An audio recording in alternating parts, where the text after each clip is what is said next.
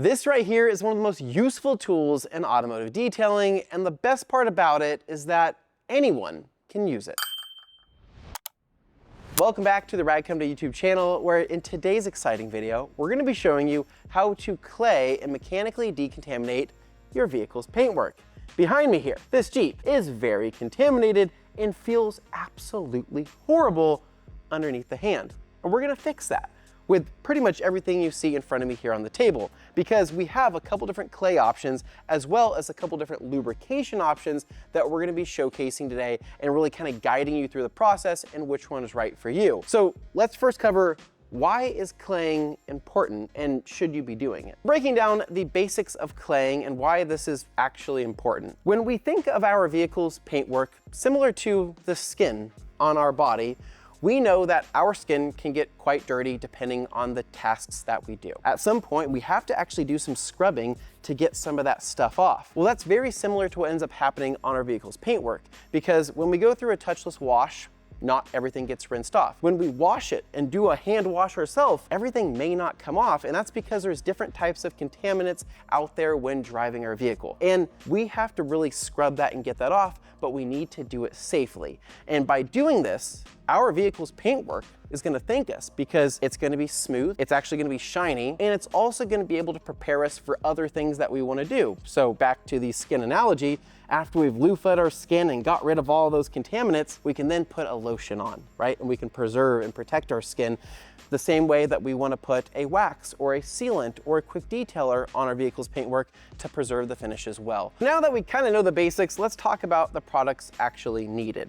Now, if I pull this out here, you'll see that this is shaped kind of like a bar of soap and feels kind of like a putty of some sort. This is still a very popular method for removing lots of contaminants, but it got like a whole lot easier, because in recent days, clay has evolved to more of a synthetic style of clay that is now attached to another surface to make things super, super easy. So for example, we have our Ultra Clay Mitt, we have our Ultra Clay Towel, and we have our Ultra Clay Scrubber. Now, these are gonna be 3 different types of synthetic clay that will do exactly what this can do, but then some, because now what we've done is we've attached a synthetic clay material that is now perforated and attached it to a microfiber type of material to make this easier for covering large surface areas. But we need to pair these type of clay products with the appropriate lubrication. So there's different ways to do this. There's dedicated clay sprays such as this, which we'll show you here in a little bit. You can use automotive shampoo if you're in the right conditions.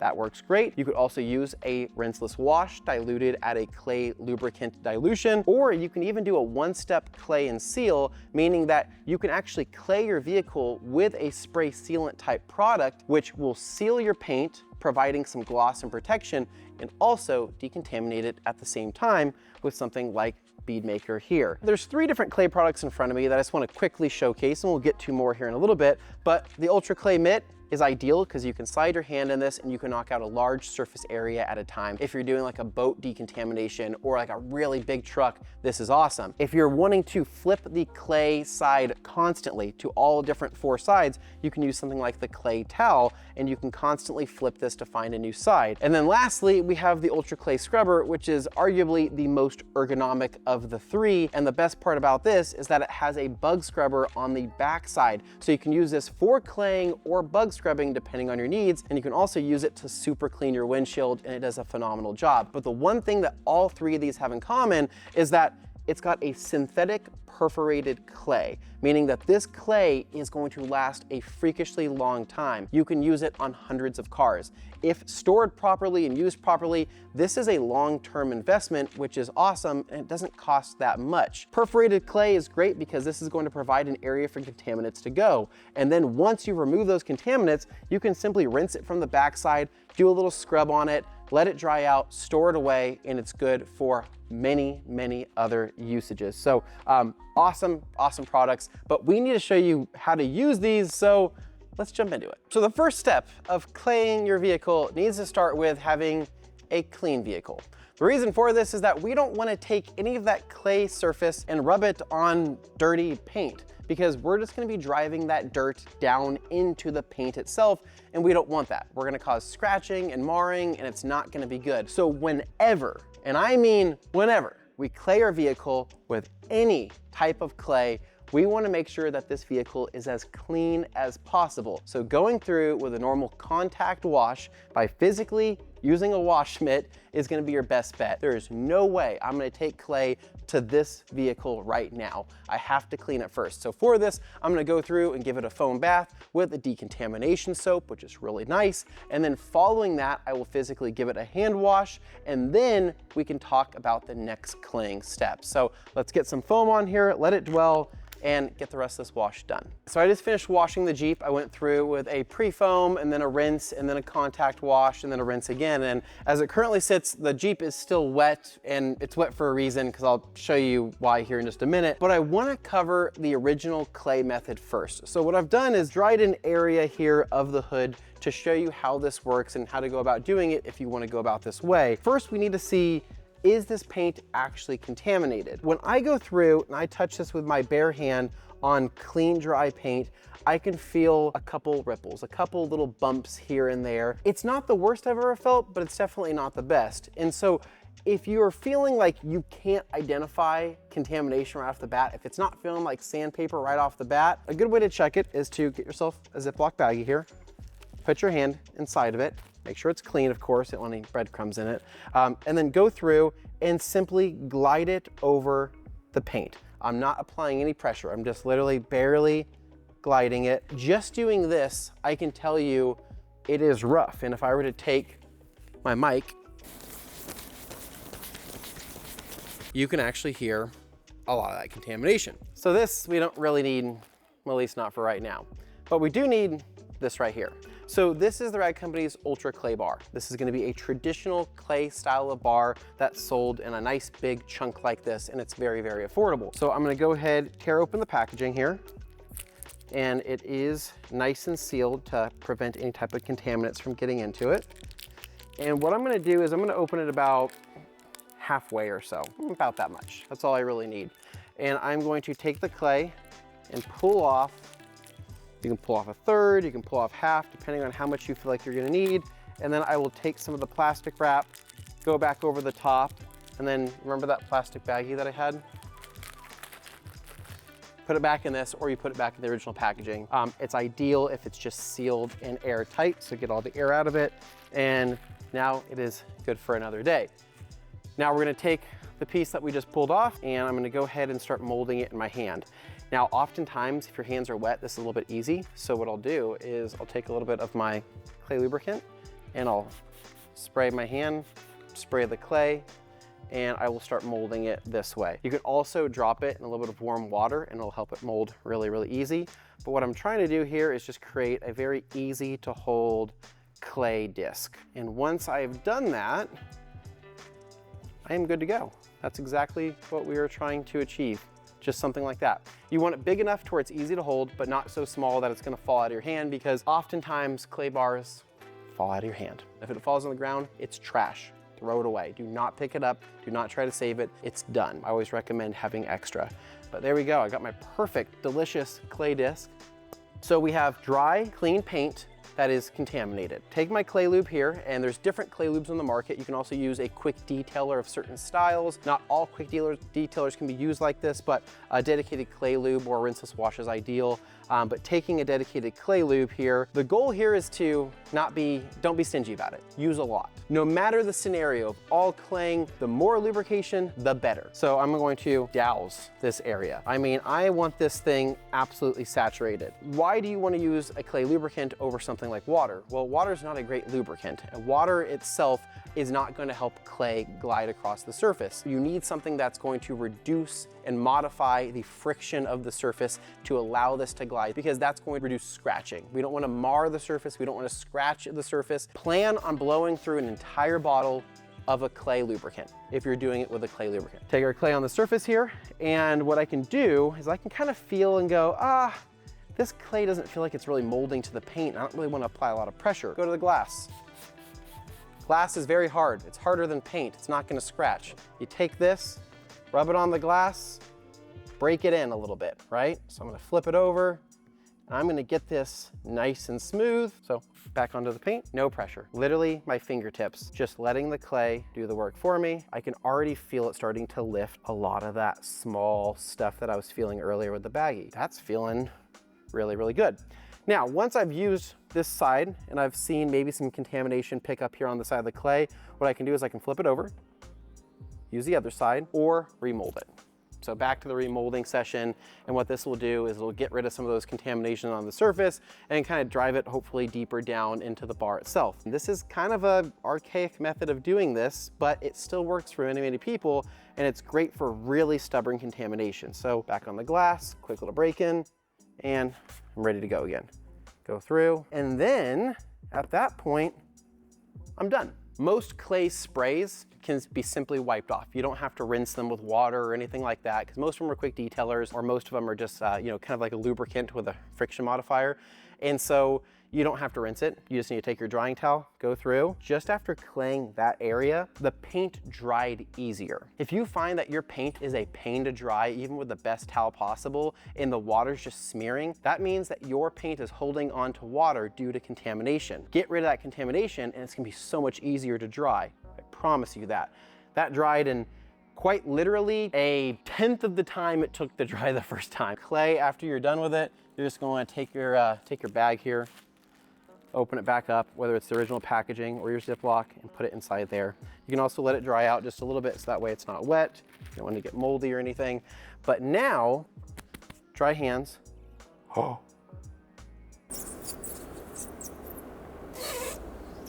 You hear that? That is squeaky clean. That's the level of decontamination that we're looking for. Go back over this. So much smoother. And if we were to top this off with a spray sealant or a wax, this would feel so buttery smooth. But let's show you something faster that you can do in the moment in a wash with soap and water. This is what I call the kind of speed clay method.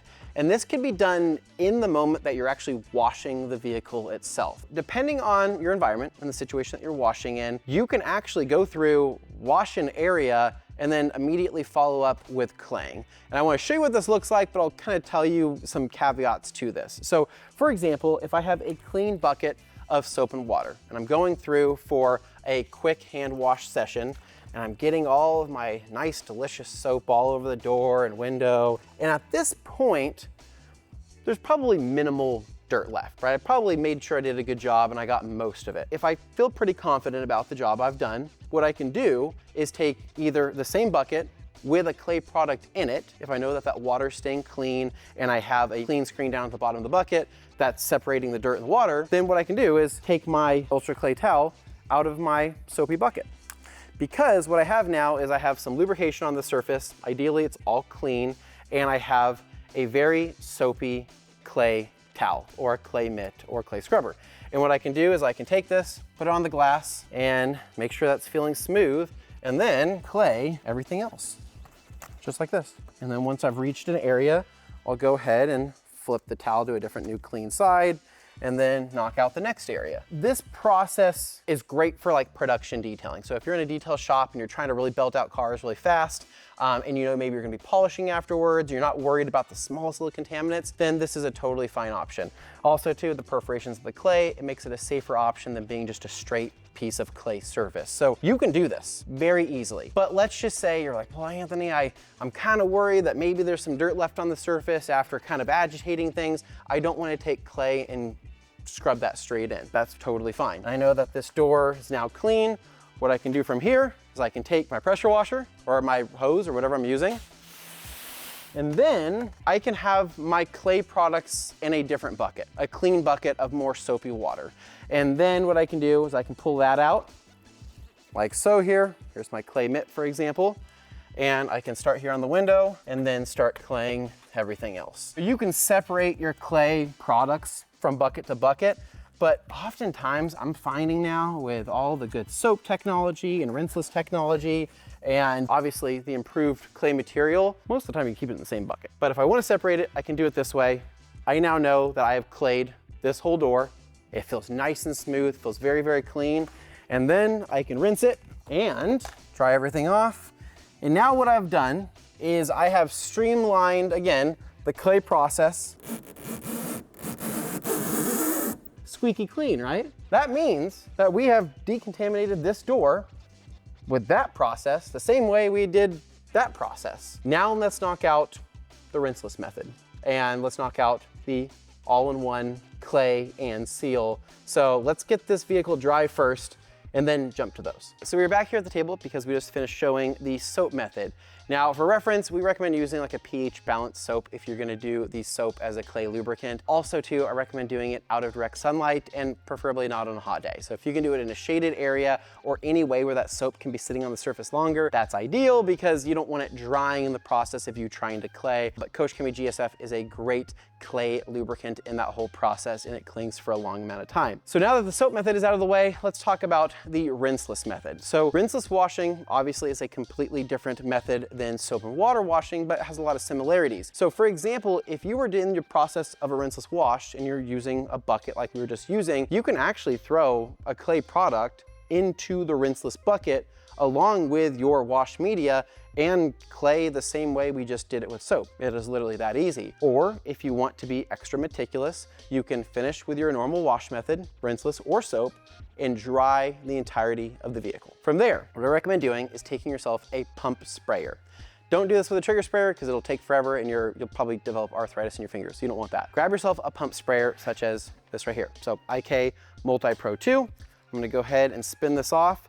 This is filled with water. What I'm gonna do here is take a rinseless wash of my choosing. So I'll use Optimum No Rinse here. And I'm going to put enough product in here to dilute it at the clay lube dilution. So I know with the amount of water here, I'm gonna put half a cap, about like that. And now, this is my clay lubricant. The same way I was using the clay spray from Coach Chemi, this is now my clay lubricant for the same exact process, but now I have a ton of it. Like I have a lot to use. So I'm gonna go ahead and pump this up here. Because it's a rinseless wash, typically this isn't going to water spot or cause any type of water damage at all, like if you were to use, like let's just say normal water. Ultra Clay Scrubber, check this out. Just gonna spray that. I'm gonna spray as much as I want because you know what? I can keep making this stuff. From here, pump it up a few more times. Then my favorite thing to do is to turn this on to, I call it like the fine mist setting, right? And then we're gonna go over to this side of the hood and I'm gonna show you how quick this process can be. Fine mist setting, I'm gonna go through and I'm going to get my rinseless here on the surface. You can go finer than that. And I am going to douse the entirety of the vehicle. Honestly, I could probably do half the vehicle at a time depending on how big I'm doing. So do that and then take my Ultra Clay Scrubber. This is probably my favorite out of the mix of all the clay products, mainly for the fact that it's got the built-in bug scrubber, meaning that during the whole process, if there's any bugs at all whatsoever, I don't have to clay them off or I don't have to take a towel and scrub them. I can actually take the jersey material here on the back and go through and pinpoint and remove bug guts. Excuse me. Ah, it's the boss. Hey Jeff, I'm filming a video right now.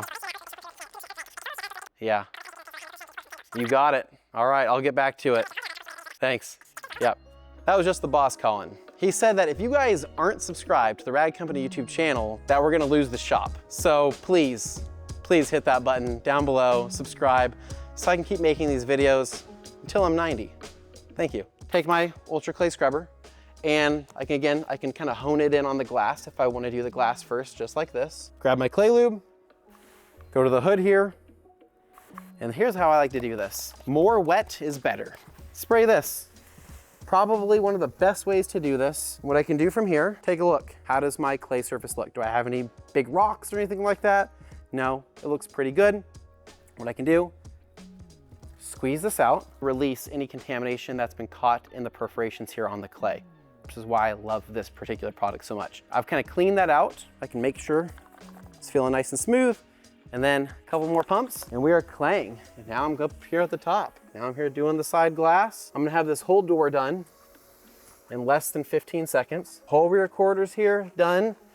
And the best part about it is that there's no dry spots This is the safest way to do it without causing marring and without causing scratches. You can also throw this into a bucket of more rinseless solution if you want that extra level of safety, just to make sure it's really rinsing everything out between panels. But for what it's worth, I do this and I dry. That's it. I can make my way around this Jeep here, full clay session with still more than probably half my fluid that I still have in here, 5 minutes, less than that. We're gonna dry this once again, and then I'm going to grab my bead maker, so I'm gonna show you what a clay and seal looks like next. The last method for today that I'm gonna show you guys for claying is the clay and seal process. Now, this is Sydney Breakwen's favorite way of doing this, and she does this daily, and I see why, because it's pretty satisfying. So I'm gonna take a product like Bead Maker. Bead Maker works extremely well at doing this, as it is essentially a short-term spray sealant with a decent amount of lubrication and a lot of slickness. After we've cleaned the vehicle, I'm going to take Bead Maker, and you could put it in a trigger sprayer, or you can put it in the pump sprayer if you wanna go boss mode. And then from there, I'm going to take my clay scrubber, and I'm going to prime that really quick. Just gonna get some Bead Maker there on the surface. This is kind of the method for people who are wanting to essentially do like a wash and wax, right? But make the paint feel as slick as possible. So taking my Bead Maker here, I'm gonna go ahead and I'm gonna do just a small area at a time. I'm not gonna do the whole vehicle.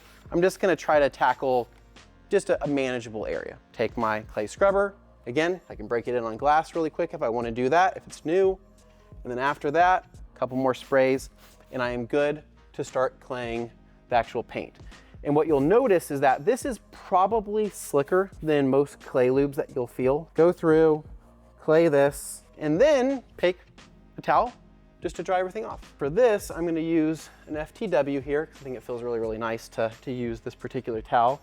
And I'll go through and I'm gonna dry off the leftover Bead Maker. And what you are left with is a freakishly, and I mean freakishly, slick surface. What we're doing here is removing contamination safely with a lot of lubrication, and we're leaving behind protection on the paint. So kind of like a quick seal and wax, and there's a lot of gloss that gets extracted. I mean, this right here looks like I've just polished it or waxed it. It's so shiny, and it's done in that fast of a step. And this is also probably my go-to method for a ceramic coated vehicle. So if I have a ceramic coating on my car and I want to remove contamination the slickest, safest way possible with leaving some protection behind, this is probably how I'm gonna do it, because this feels awesome, and I guarantee you that we didn't cause any damage, and it's awesome. So let's get back to the table and do a quick recap.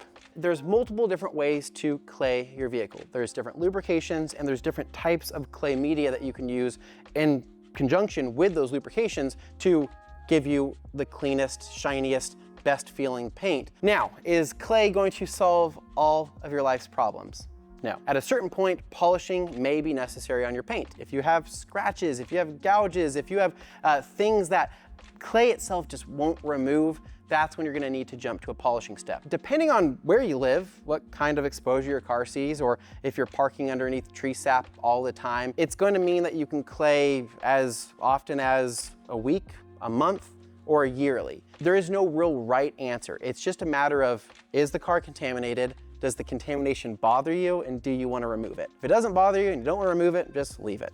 But if you want to remove it and stay on top of it, then clay as often as you would like. But just know that you are, again, still abrading the surface. So you can't do this every single day, because eventually you could start wearing down some areas on the paint just due to physical agitation. So keep that in mind. What I recommend, generally speaking, that if your car is a daily driver and it sees normal daily driver things, then you could clay your vehicle a couple times a year, and you're probably totally fine. Should you clay before you polish your vehicle? And the answer is yes. Always. I always recommend claying before polishing. Otherwise, you are just polishing contamination back into the paint, and you don't want to do that either. So all of these can be mixed and matched any way you want. There is no limitations on which clay media can be used with which clay lubricant, and don't let anybody tell you otherwise. After you're done claying, though, this is an important thing: storage of the products. So we talked earlier that your clay bar can go back into a Ziploc baggie